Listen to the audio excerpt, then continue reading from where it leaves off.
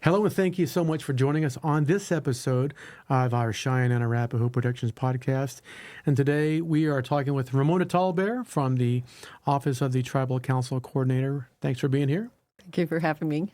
Would you please share us, what's your official title? My official title is Administrative Assistant to the Tribal Council Coordinator. All right. We've got some stuff here to talk about, and I'll just let you jump in and the first thing I want to say is we're talking about a special Tribal Council meeting on Saturday, August 16th at 10 a.m. at the Respect Gym in Concho, and you can take it from there.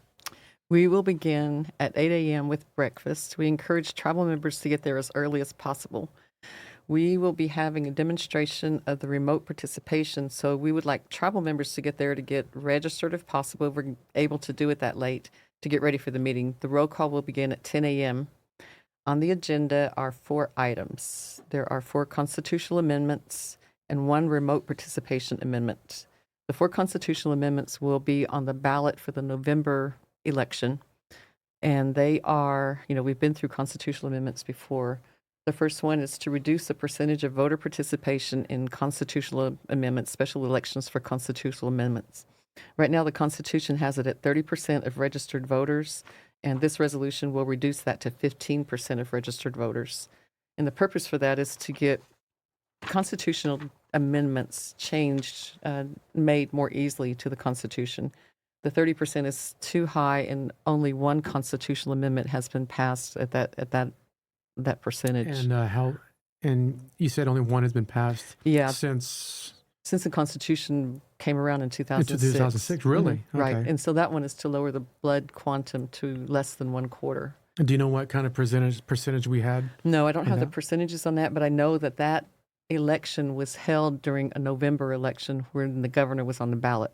And so that's why these constitutional amendments will be on the November ballot, because they hope to get more people involved, running for electing governor, lieutenant governor, and 4 legislators. All those seats would get more people involved.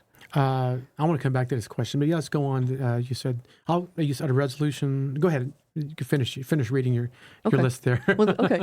Then you can ask questions. Sure. So the second resolution is to set term limits for the governor and lieutenant governor. So the term limits for the governor are now unlimited term limits. You can be elected as many times as you can be elected by the people. And this would change it to allow the governor and lieutenant governor to serve 3 consecutive terms and then sit out 1 term. So sit in, serve for 12 years basically, and sit out for 4 years. That's what this changes that to. And again, if the governor and lieutenant governor is not elected at any time, it would be less than the 12 years, but they could serve 12 years maximum. The third constitutional amendment is regarding residency requirements. Now, this one has gotten quite a bit of feedback from tribal members. Right now, the Constitution says that a governor, lieutenant governor, shall physically reside in a voting district. That's it, from the beginning to the end. This constitutional amendment would change that to say, at the time of filing a nomination petition, a candidate for governor or lieutenant governor can reside anywhere. If elected, the governor and lieutenant governor must reside within a voting district in the Cheyenne and Arapaho territory for the duration of their term, be a resident of that district for the duration of the term. Physical residency within the Cheyenne and Arapaho territory as outlined in the Constitution must be established at the time the candidate takes their oath of office. And then it goes on further to set the same residency requirements for a legislator. They have to live, when they file, they can physically reside anywhere. And when elected, they must reside within a voting district for the duration of their term and be a resident of that district for the duration of their term. And then the fourth resolution at the special tribal council meeting is to allow remote participation at future tribal council meetings.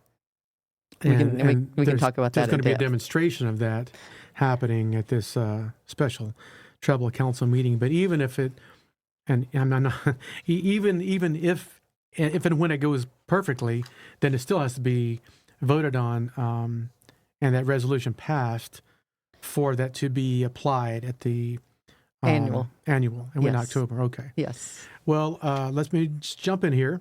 One thing I wanted to ask you about is the first one, which it says a resolution to amend the Constitution, reducing the percentage of voter participation in constitutional amendments. And you had said that there has been one constitutional amendment since 2006 when since the Constitution was ratified, I suppose. That was to lower the blood quantum. Yeah. And that was just, a couple of years ago, right? Yes, just a few years ago. And I believe that you said, so right now it sits at 30%? Yes. Tell me how your office came to like a 15% and not a 20, 25, 21, I don't know. There was some discussion on that. There was discussion on what it should be lowered to. Everyone that was part of this discussion agreed that it should be lowered to allow for constitutional amendments to happen. But then the amount that it should be lowered to was under discussion quite a bit. And some suggested 10%, 15%. 15% was decided on to keep it from being too low, to keep it for the Constitution from being changed maybe at a whim. I was going to say 10%. That's a little low. That to me sounds like you could theoretically you could make a lot of changes, and they might get out of hand. Right. I mean, just on first glance, what it sounds like. Right. So that's why it was not made 10%. It was put at 15%, and so we hope that would work. But and I'm just here to kind of here to play devil's advocate. I mean, it also to me sounds like 30% really almost sounds kind of low. Just on its face, doesn't it? Sure. Well, that's the way that when the Constitution was written, when anything is written, when anything is developed, you don't really know how tribal members are going to react to it. You don't know how they're going to take it. You have no idea how they're going to perform unless you try it. And so trying it with 30%, to us, is just too high because constitutional amendments need to be made. But couldn't we argue that it's just basically by voter participation?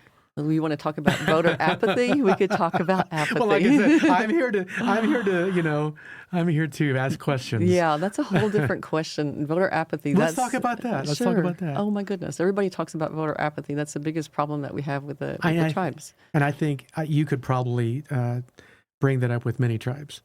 Sure, with many tribes.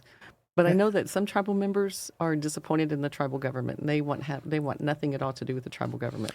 Which seems to me defeats the purpose. Sure. If you Sure. Anybody can complain. But then at the same time, we're not regular voters. I mean, this voting is new to us. Before the voting came around, which is to me like a popularity contest. Before that came around, you achieved positions based on your performance, the way that you lived, your accomplishments, your sacrifices that you made. That's how you achieved leadership positions, not by how many votes you get, how popular are you. That's different. And so it's new to us. It's only been with us less than 100 years, right? Mm-hmm. For thousands of years, we were not like that. So this is new to us, and we don't act like any other voting group. And so when we get mad at our tribal government, we cut them off like that. In families, you cut people off if you need to. cut off the government. And so hopefully with the new enrollees coming in, our enrollment is now 16,000 and a few. Hopefully these younger people will be more interested, and so maybe that'll offset some of the voter apathy. So voter apathy also could be maybe some tribal members can't get to the polls, or some tribal members now cannot notarize their ballots when they mail them in as out-of-district voters, out-of-district ballots. So, things like that need to be addressed. And so, but that's something that, like the election board, I'm sure, is wondering how to overcome voter apathy, and we're wondering how to overcome voter apathy. So we think that with the remote participation, that would help a lot with voters. But again, we'll see. We have no idea. Yeah. No idea. Everything's a great idea until it doesn't work. Right? Sure. And I'm not suggesting it won't. I'm just saying you have to try out all kind of things. Right. Well, since you were talking about voter apathy, how much of that factored into this 15%?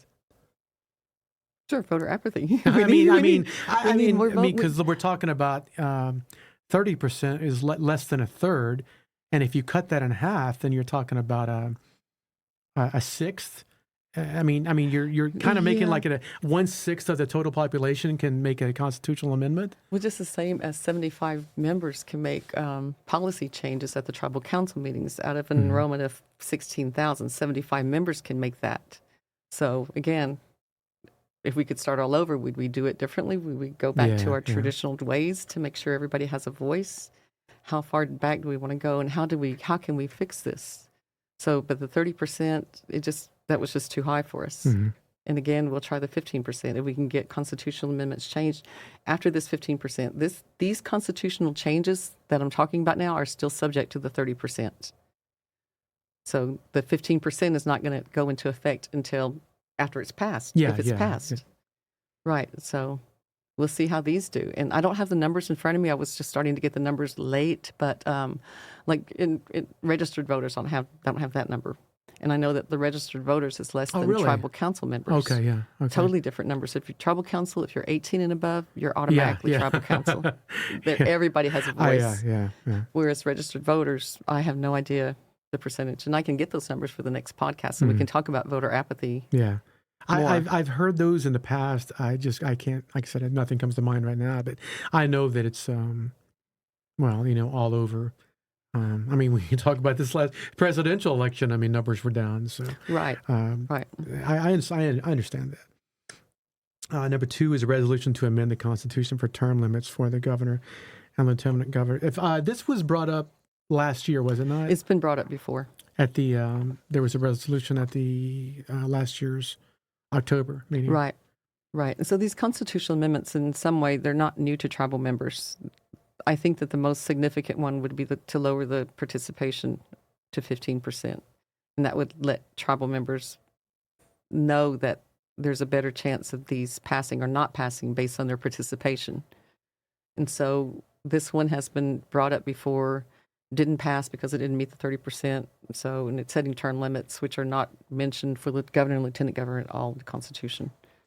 Okay, so really what we're saying is these number 2, which the resolution for term limits, and number 3, which is to amend the Constitution regarding residency requirements. Those two really depend on number 1 even happening.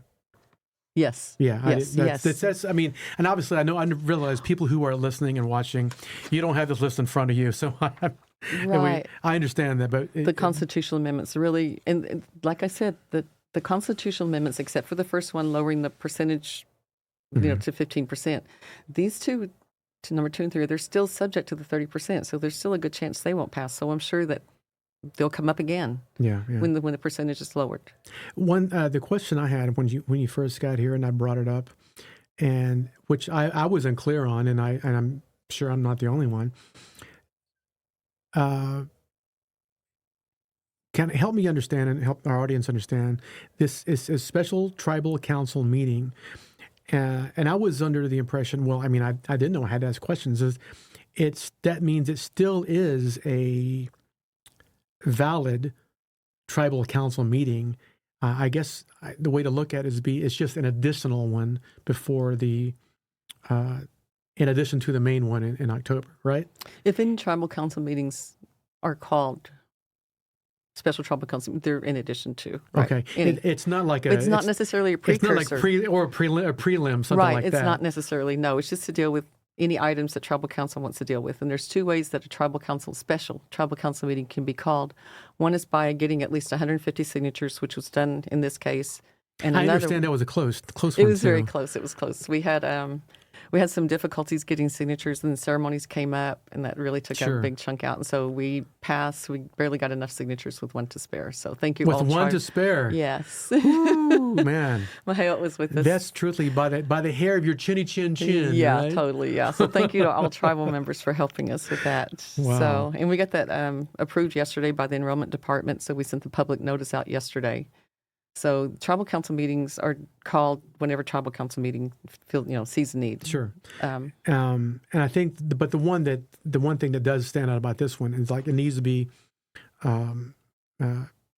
talked about and expressed that this tribal council it has a resolution to allow remote participation in voting for verified tribal members. But what is going to happen at this special tribal council meeting is a demonstration of how this would work. Right. It'll be a live demonstration of how it'll work. And let's go back to the third resolution, if we could. The constitutional amendment resolution. In getting signatures for the third tribal tribal constitutional amendment resolution. And that was the third one on the agenda. Yeah, on the agenda. Regarding residency requirements. Residency requirements. I think this is the one that I heard the most comments on from tribal members as we were getting signatures. And most tribal members are against this. Some are for it, but this says that when you file to run, you can live anywhere, but you have to move to the tribal jurisdiction when you win. So that's a lot of people have said things about that, even though what is the opposition? They're saying you shouldn't have to move from where you are? No, they're saying that if you're running from outside the districts, you have no connection to the people here. Now, you know what? As an outside observer, I can understand that. Sure. I can see that.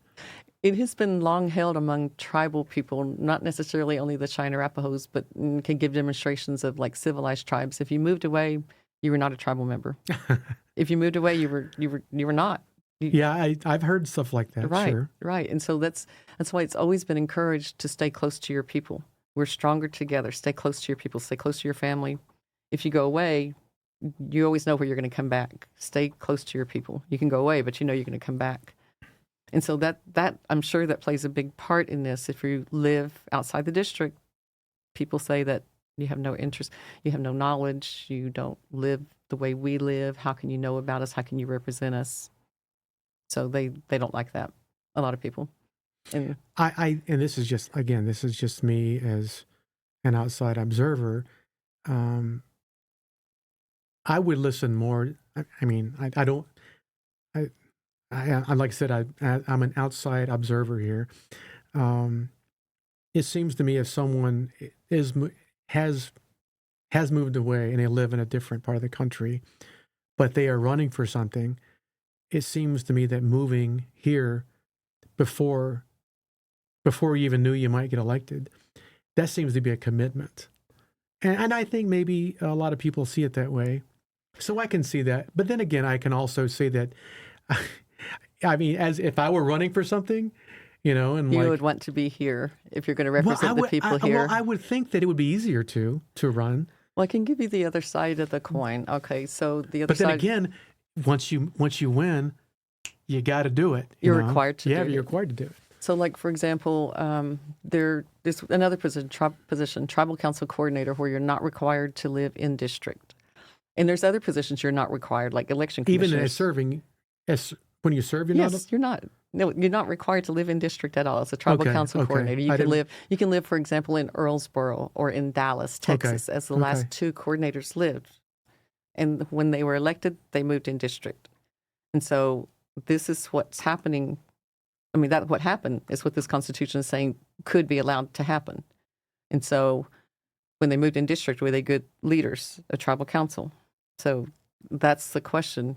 Can you be a good leader if you come from outside? So that's the question. And it could be that with the new enrollees, maybe their participation, they may say that you can. Who knows? Yeah. But this is for the people to decide.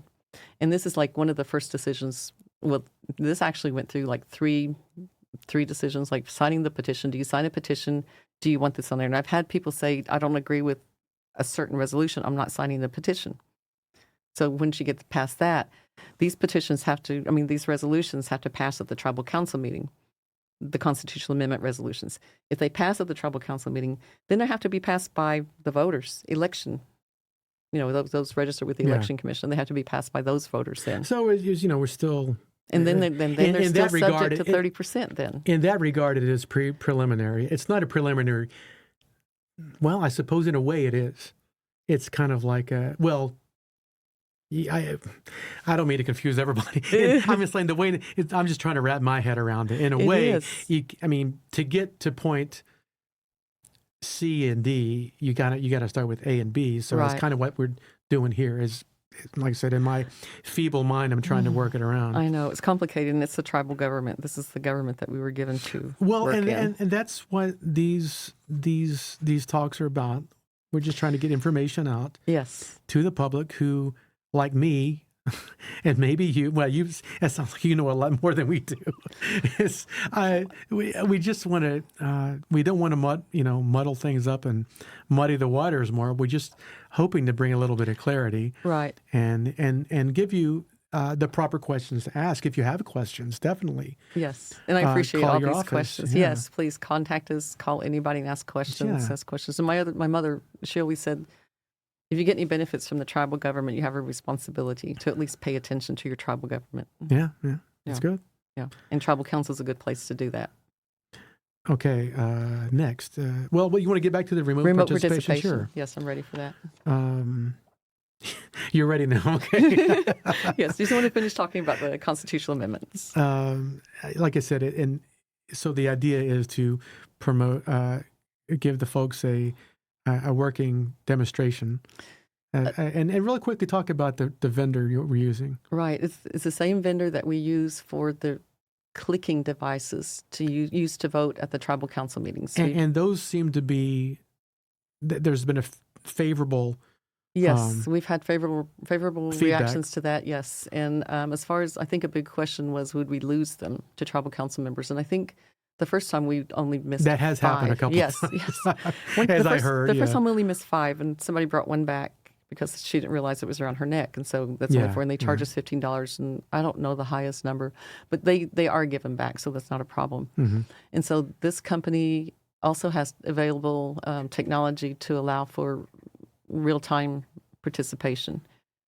As I understand, it's some sort of like is it basically an app that you would Yes, it's download basically an app they have. Yes. Is it now is it on your phone, or is it desktop only? No, it's not desktop only. You can use it on your phone, a laptop, a computer, at the library, anywhere you have access to the internet. And you will be registered to allow for security, you'll be registered based on your enrollment number, your birth date, and your legal name, which everybody knows that. And so we're talking about security, we're talking about privacy and accessibility to all tribal members. And so there's no borders.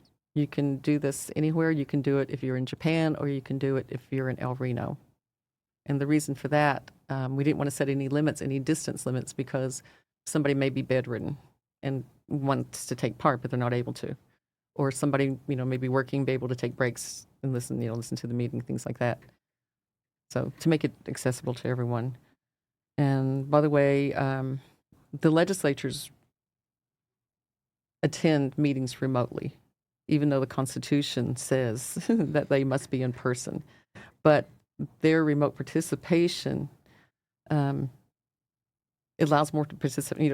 Remote participation allows them to participate. Yeah, I would rather have them participate. I would rather not be there at all. Yes, I mean, yes. So it's not allowed, but it's being used, and so we're going to use technology to allow it, because it's not denied in the Constitution. The Constitution doesn't deny it. So yeah, and the cost is much lower than the gas cards. For a while, Tribal Council was giving gas cards to tribal members based on the distance that they lived from the meeting. And that got to be very expensive. At first, we were anticipating it would be for maybe $5,000 or $6,000. It gets up to maybe $14,000 per meeting. And so this would save on gas cards. That's not chump change. No, especially since we can pay, I have the cost here, we can pay just a few thousand, $2,200 for up to 2,000 tribal members. And the cost, if we go up to 4,000 tribal members, it's just something like $2,400. So the cost of remote participation is so much lower than gas cards. So we're fiscal responsibility. That's what we're offering. Okay. One thing that we still will offer bus transportation to tribal members in the district because it's called for in the Constitution, so that will still be available.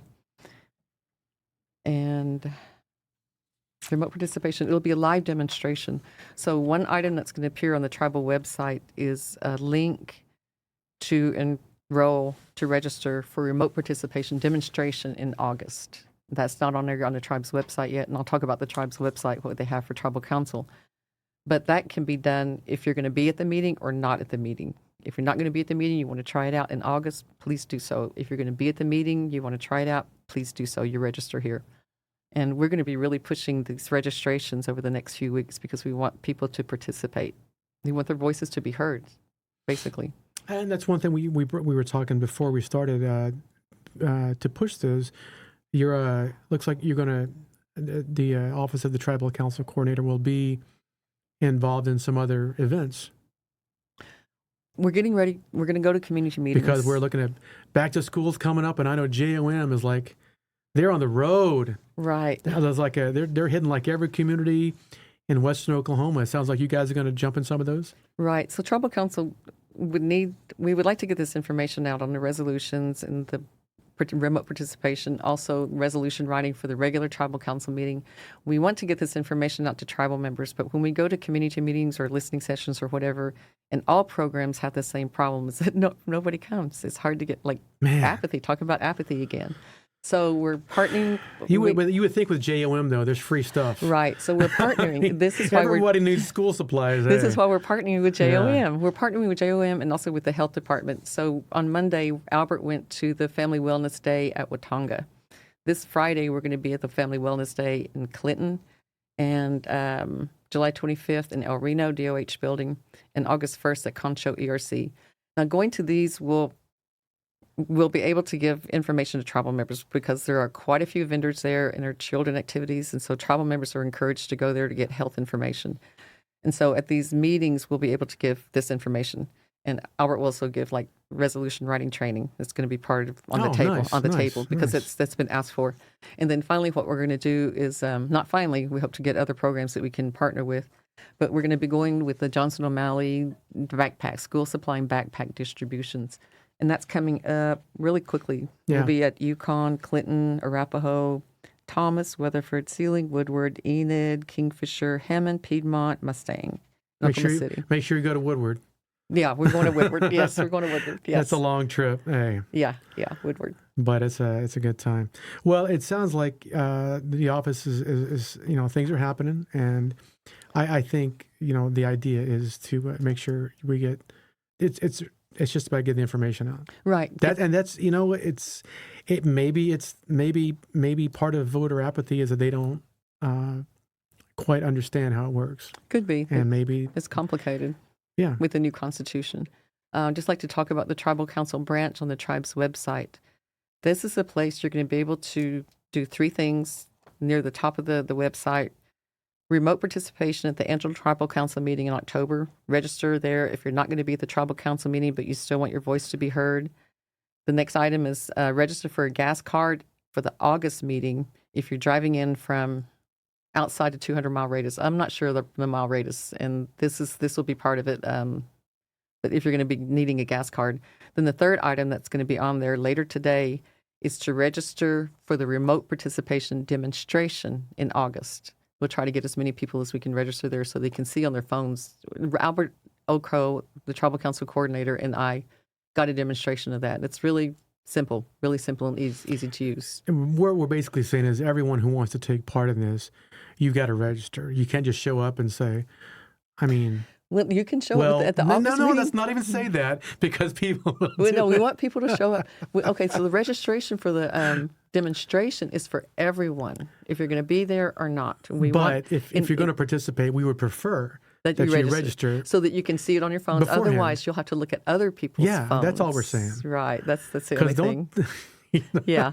You don't want to tell folks you can wait till the last minute because you know what people will do? They'll wait till the last minute. Right, and the deadline for that is going to be August 8th. Okay. August 8th. And that'll be on the tribe's website and telling you the deadline. And the tribe's website is Cheyenne and Arapaho. Is it? Somebody help me out. It's a tribal website. It's not .com. I think it's .org maybe. I should know this. Google Cheyenne Arapaho tribes. Well, that's embarrassing, folks. But we can edit this out. No, we won't do that. Right. Also, but it's not difficult. But the thing is, the great thing is, you can go there and you can. There's a search bar at the top if you're not sure where to go, and you can find stuff. Right. And you're looking for the Tribal Council branch. Right. Click on there. And this is where you will find the information about pre-registering. Pre-registering. Also look under forms and files. You see different agendas for tribal council meetings. And also you'll find the tribal council resolution template. It's the 8th item down on the list. It's a template for writing tribal council resolutions. And we'll have that at all these meetings we go to. We'll be posting those on the weekly update and the Facebook. And then the last thing that you'll find on the tribal council website, on the tribe site, is resolutions. There you'll find trainings. Well, the first training is writing a resolution. The second training is understanding the tribal budget. Man, that's a whole other discussion. We would love to talk about it whenever you're ready. I don't want to be here for that one. It might take a while. Yeah. No, the truth is, when it comes to things like that, like I said, I mean, if you're ever going to serve on a board of directors somewhere, you should learn how to read budgets and things like that. And truthfully, and the thing is, all this information that we're putting out and that we have done in past podcasts here is to make them. I believe that an informed electorate, big word, and informed voters is beneficial to everyone. Not to just not to the voters themselves, but to the candidates, and I think the more you know about the tribe's constitution and how things work, I think the more confidence you'll have in looking at resolutions and reading through them and being able to look at things and really decide for yourself whether which parts you like and which parts, whether you agree or don't agree. Right, and you can make changes. Yeah, and I think it starts with making sure that you're as informed as you can be about the whole process. Right. So we'll get as much information as we can to the tribe's website out to let tribal members know what they can do. There's a lot of power. Yeah, absolutely. And like I said, if you what was the thing? Is can't win if you don't play. Right. You can't complain if you don't vote. That's right. You can't watch a game unless you don't know who the players are unless you have a program, something like that. And a bunch of stupid sports analogies. Right. Well, thank you so much for being here and sharing that information with us. Like I said, this podcast, the great thing is it's available on. I don't even know how many platforms. I'm amazed. I mean, we were on YouTube. I'm amazed that people will watch two people talk. I would prefer just to listen to them myself. But hey, sometimes. But the great thing is we're on different platforms, and wherever you find this podcast, I hope that it helps you in some way, and maybe you can tell other folks about it. So thank you for joining us on this episode, Ramona. Thank you. Thank you for having us. Yeah, we learn something new all the time, and we will see you next time on our next Cheyenne and Arapaho Productions podcast. Ha-ho! We'll see you then. Thank you.